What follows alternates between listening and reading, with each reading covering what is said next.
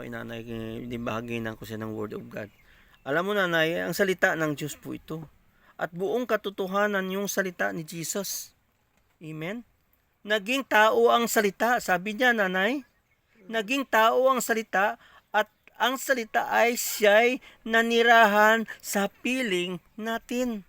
Ang salita ni Jesus daw ay nanirahan sa piling natin. Ang Diyos ay nanirahan na sa piling natin. Ibig sabihin, nang tinanggap mo si Jesus Christ bilang Panginoon mo at personal mo tagapagligtas, nasa puso mo na siya. Dapat siya ang sentro ng buhay natin. Siya ang sentro ng puso po natin, nanay.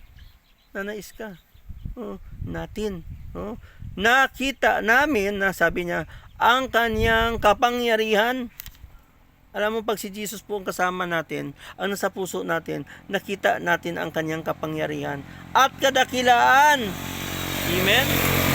Puspos ng pag-ibig, ng katapatan, tinanggap niya mula sa Ama. Amen?